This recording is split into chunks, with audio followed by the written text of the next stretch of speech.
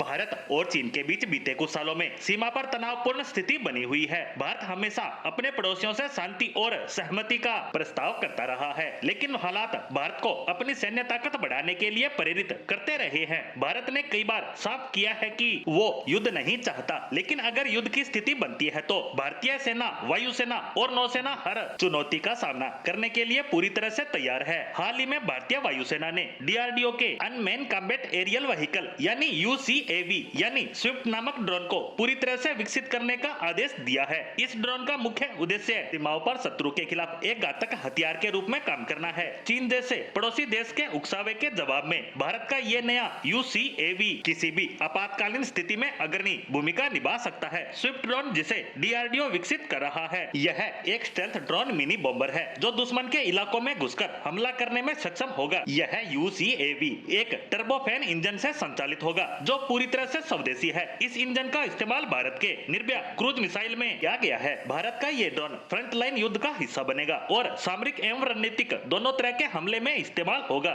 इसकी पेलोड क्षमता 1000 किलोग्राम तक है, जिससे ये बड़े पैमाने पर विनाशकारी हमला कर सकता है। डीआरडीओ ने इस ड्रोन का सिर्फ एक प्रोटोटाइप प्रदर्शित किया है, लेकिन वायुसेना की मंजूरी मिलने के बाद अब इसे पूरी तरह से एक लड़ाकू ड्रोन के रूप में विकसित किया जाएगा। भारत का ये यूसीएवी चीन के बढ़ते सैन्य दबाव के बीच महत्वपूर्ण भूमिका निभाएगा। स्टेल्थ तकनीक के कारण ये ड्रोन दुश्मन के रडार में आए बिना सीमाओं पर घातक हमला करने में सक्षम होगा। दरअसल स्टेल्थ टेक्नोलॉजी का मतलब ये है कि ये ड्रोन दुश्मन की रडार की पकड़ से दूर रहेगा, जिससे भारत को गुप्त तरीके से इसे संचालित करने का लाभ मिलेगा। भारत की वायुसेना ने डीआरडीओ को स्विफ्ट के विकास की मंजूरी देकर यह साबित कर दिया है कि ये चीन और पाकिस्तान जैसे दो मुहे देशों के खिलाफ कोई कसर नहीं छोड़ना चाहते। ये ड्रोन न केवल दुश्मन के खिलाफ महत्वपूर्ण भूमिका निभाएंगे, बल्कि भारत की सुरक्षा में भी एक महत्वपूर्ण कदम कहा जा सकता है। स्विफ्ट ड्रोन को भारत की युद्ध नीति में एक गेम चेंजर माना जा रहा है। ये मिनी बॉम्बर ड्रोन दुश्मन के ठिकानों पर बड़े पैमाने पर हमला करने में सक्षम होगा और इसका इस्तेमाल सामरिक और रणनीतिक दोनों प्रकार के हमलों में किया जा सकता है। वहीं भारत ने इस तरह के हथियार के विकास से ये स्पष्ट कर दिया है कि वह